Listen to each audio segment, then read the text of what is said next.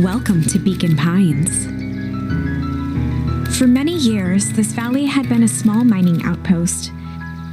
It wasn't until Sharper Valentine built his fertilizer company that Beacon Pines was established. Over the next 30 years, the town had grown and prospered, until the foul harvest and his sudden death.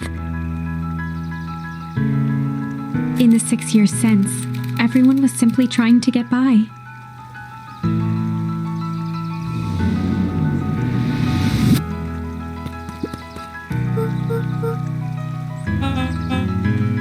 William Kerr was the CEO of Perennial Harvest Company. He had become a fixture around town over the past few years. After the failing of Valentine fertilizer, the town was hungry to welcome a new source of employment.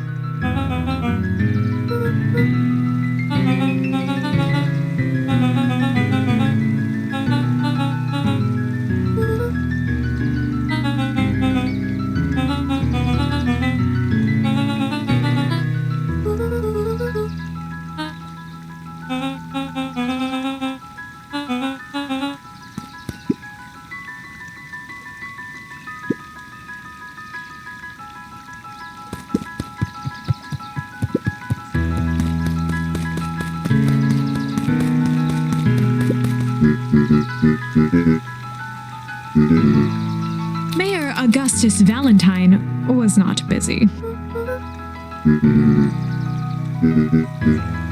Flustered, Gus instinctively loosened his tie.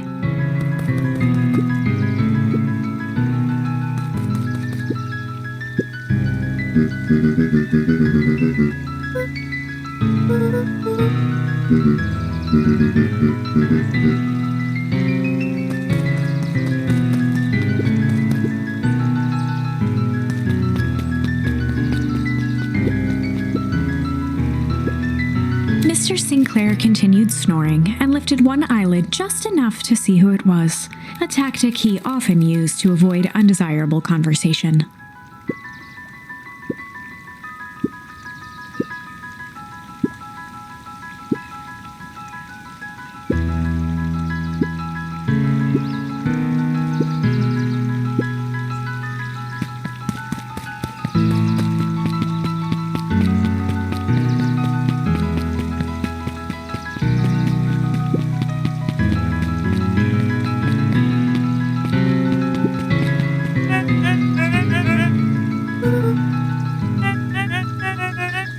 He pulled a pen from the pocket of his sweater vest and began to frantically jot something down on a clipboard.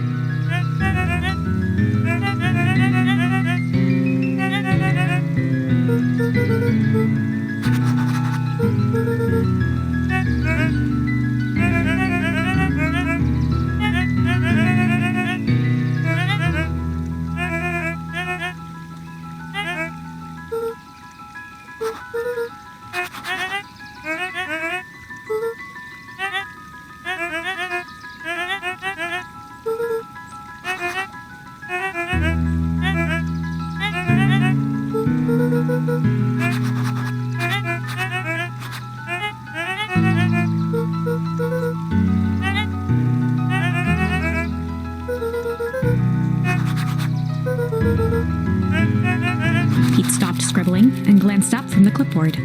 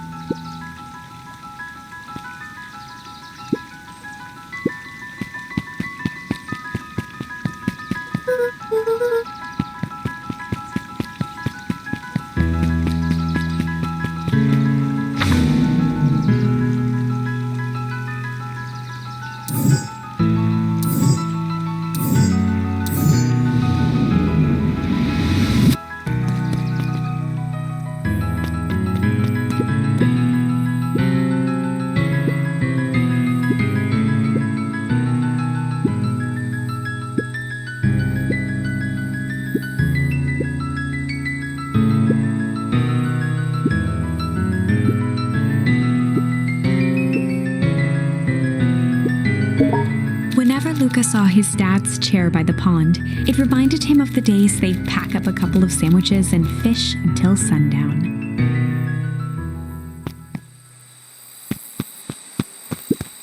Luka opened the tackle box and picked the perfect bait.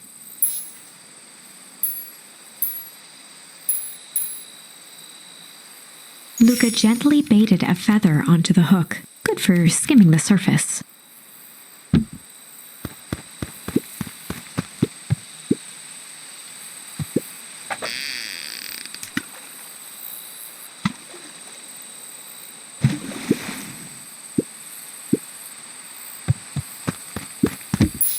Luka gently, good for skimming the surface.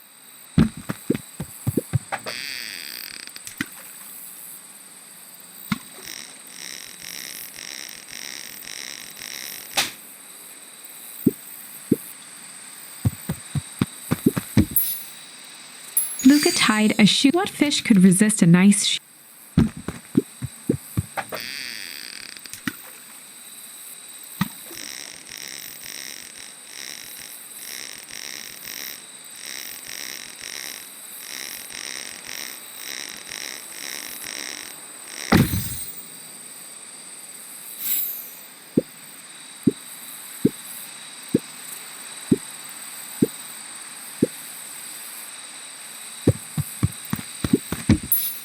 Luka gently baited, good for skimming the surface.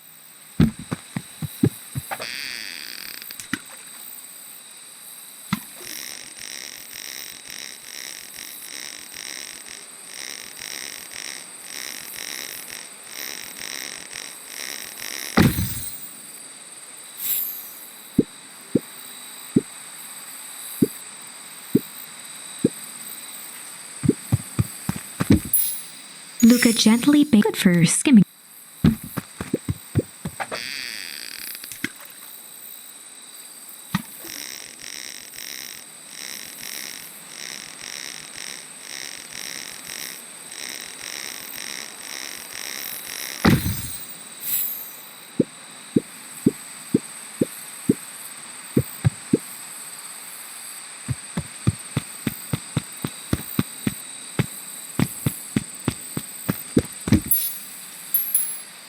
Luka gently baited, good for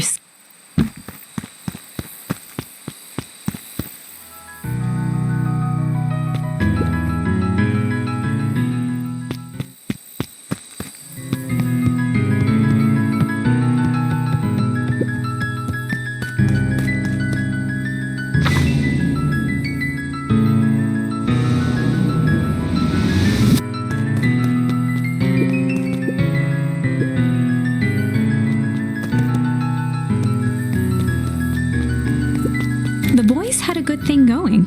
As long as they kept old Jeff happy, they had an endless source of precious materials to add to the treehouse.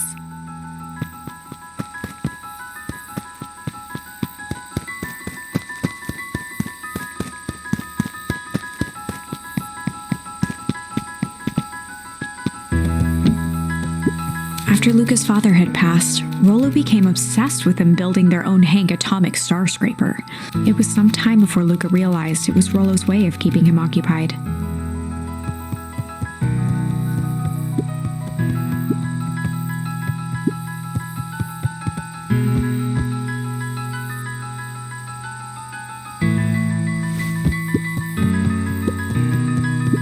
On certain nights, when the clouds were just right, the boys could tune into strange patterns of static. Rollo thinks it's aliens. He always thinks it's aliens.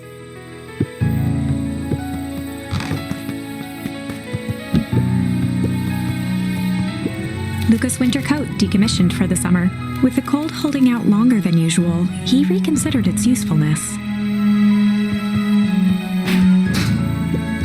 Luka looked up at the satellite dish. Rollo nearly killed himself putting that up into the tree. While it didn't turn the radio into an interstellar communicator, as he'd hoped, it did at least boost the signal enough to overhear truckers one town over.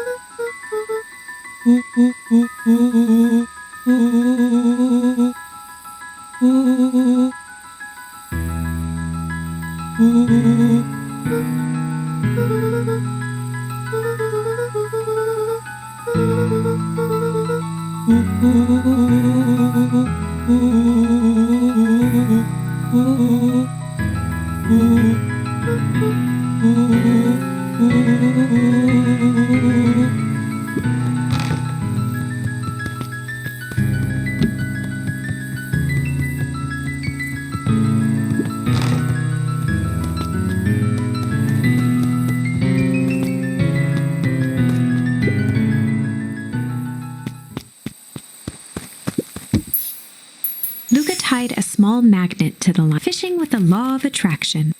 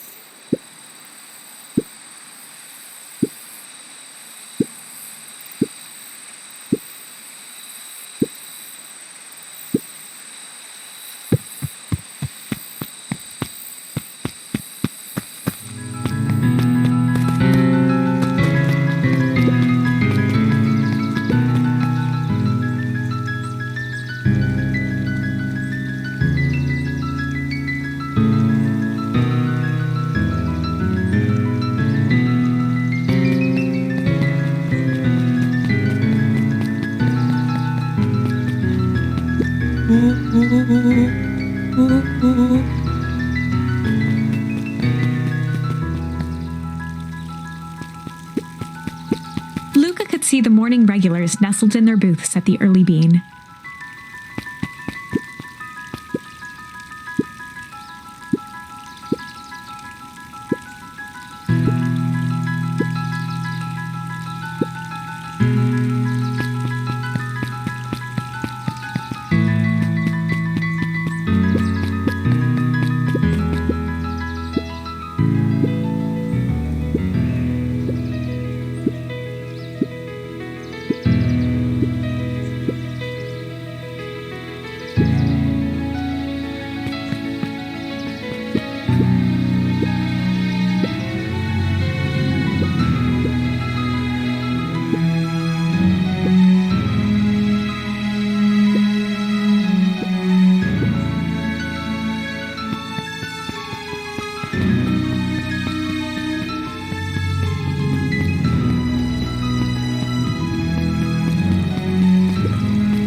Could often be found near the fountain, too absorbed in a book to be distracted.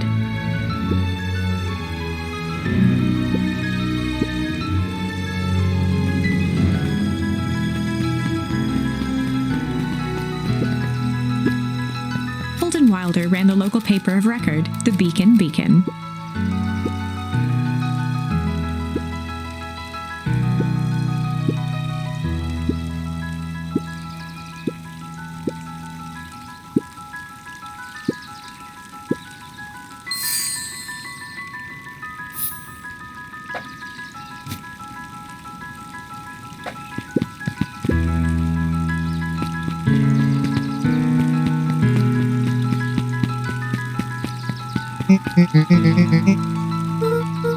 Oh, right!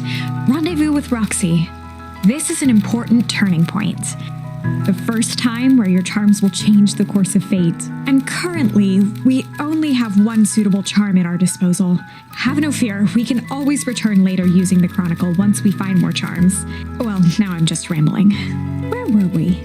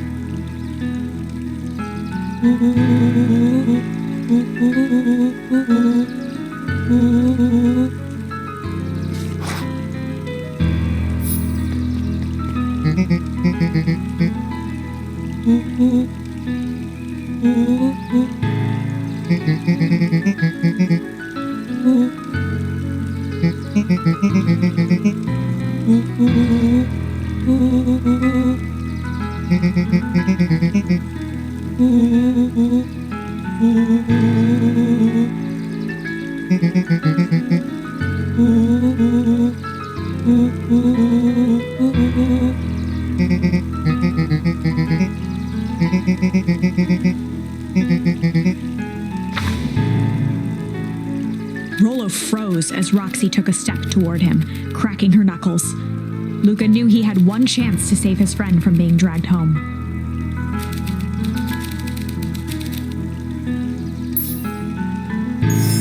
In the past, he found the best way to deal with an enraged Roxy was to be a little chill.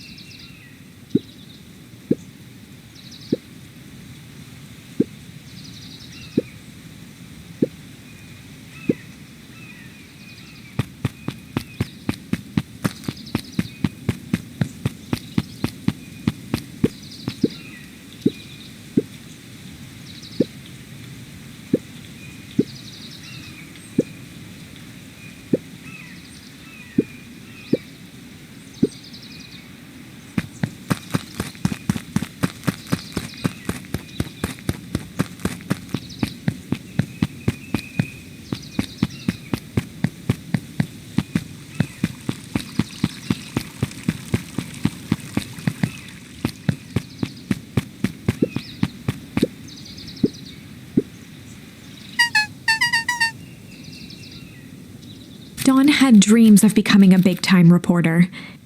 At night, she searched for the story that could be her big break. By day, she hawked papers at the newsstand.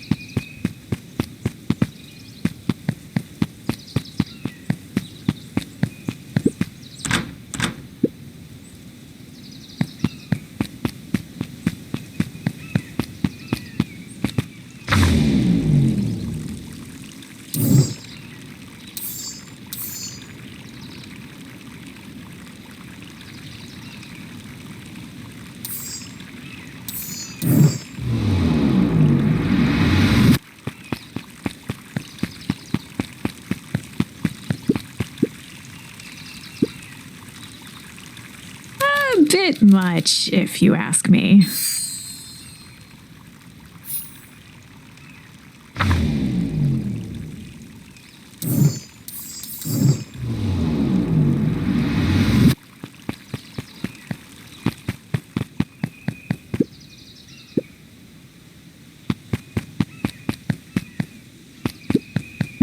Jeff's hardware closed down about a year ago.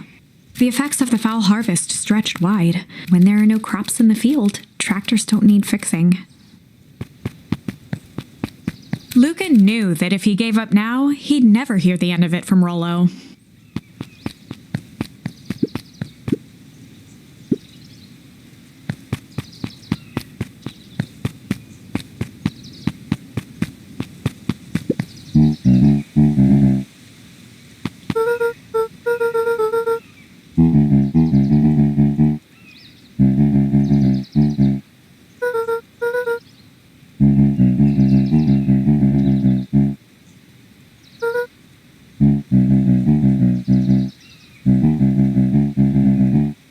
A promise Gran regretted the second it was made.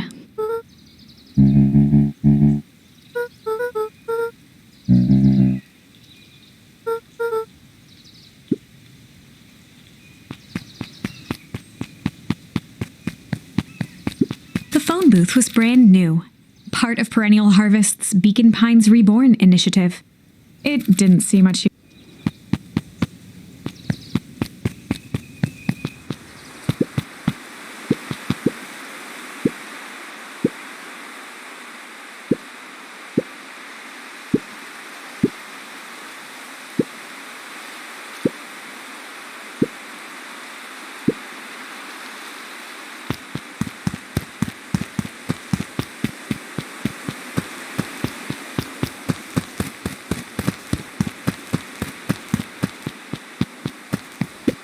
Luka peeked up at the beehive. It appeared to be deserted.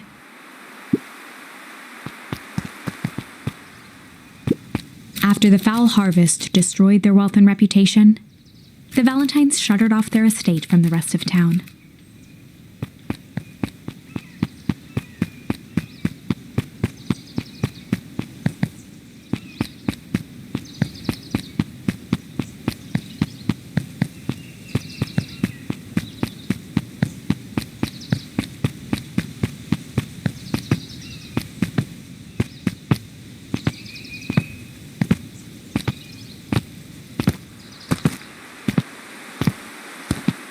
The path led into a small hollow at the edge of Weepwood.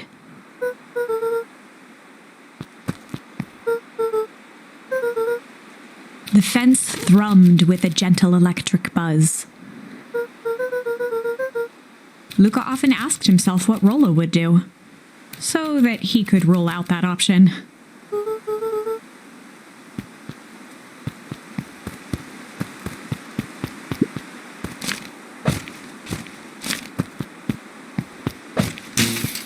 As sparks flew from the fence, the light atop that section shut off. 2 bulbs remained.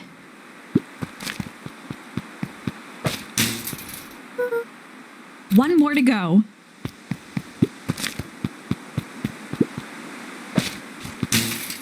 The fence's buzzing gave way to silence. Every kid in town knew the old Valentine fertilizer building. Long abandoned, the warehouse once served as the industrial heart of Beacon Pines. Now, it stood only as a reminder of things left behind. The dormant building showed strange signs of life. There was only one way to find out.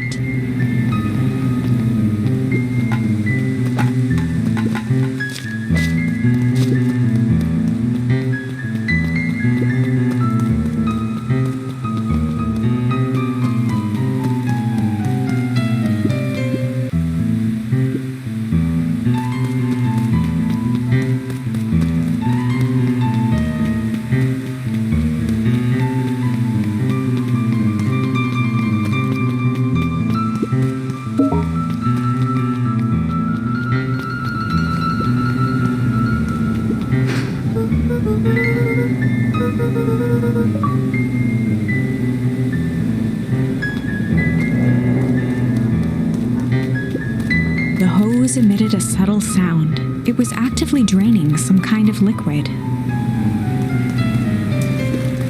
The water looked almost diseased.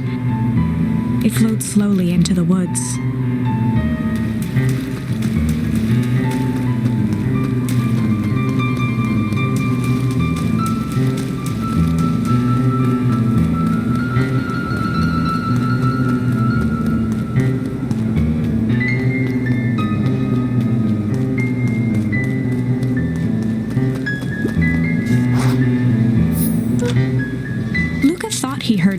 sounds coming from the other side of the door.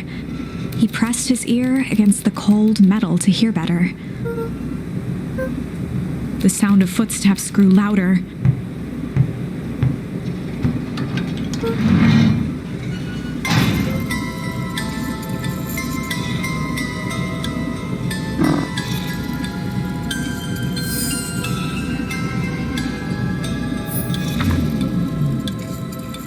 The heavy steel door knocked Luka to the ground.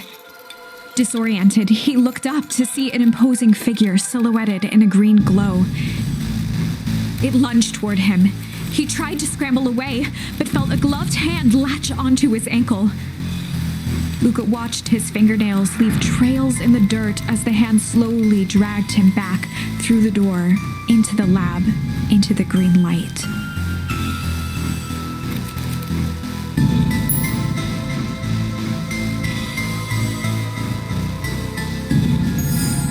This is a story about change.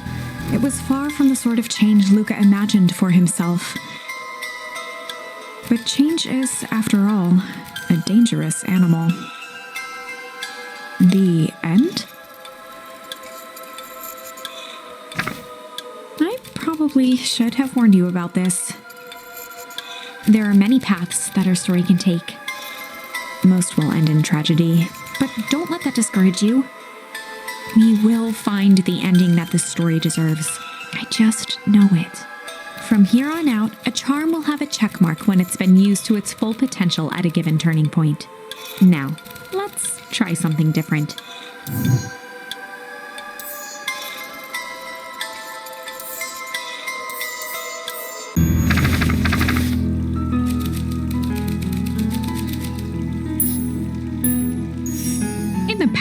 He found the best way to deal with an enraged Roxy was to be a little shit.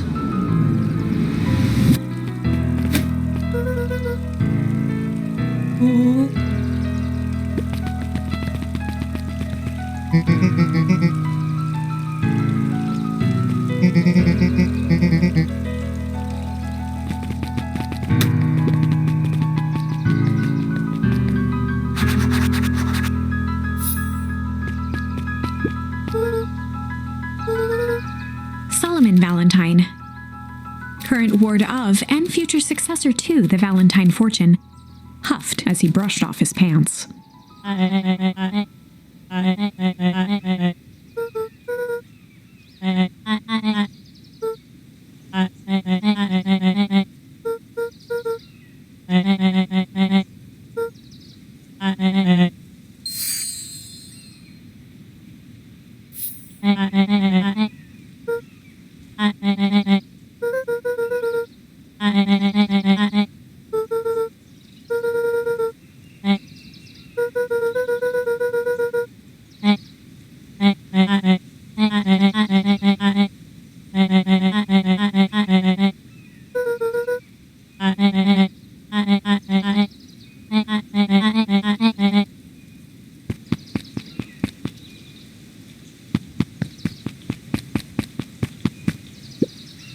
Solomon trifled a gesture toward the approaching heiress Valentine.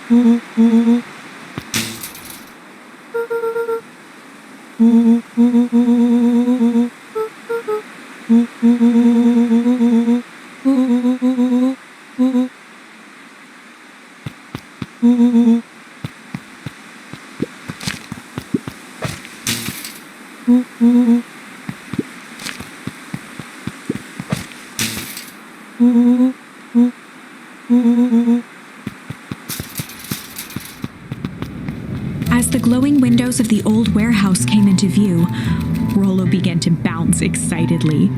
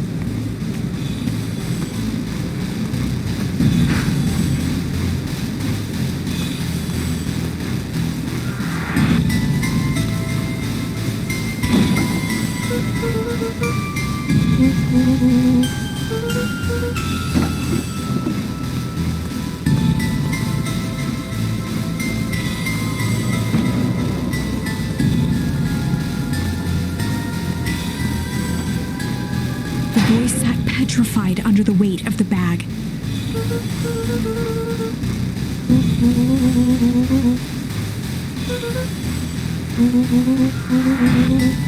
Rollo felt around at the large sack which burdened them. He snapped off a tag from just within a small zipper opening in the bag. Rollo held the badge up to a faint shaft of light within the dumpster.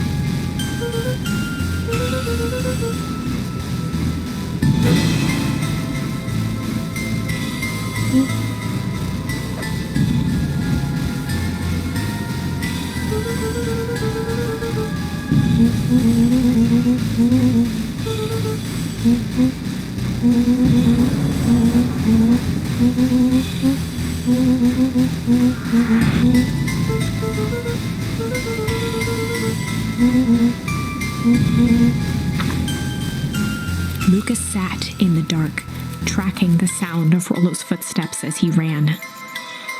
1, 2, 3. He pressed his ear to the dumpster wall, straining to hear Rollo's footsteps as they faded away. 15, 16, 17.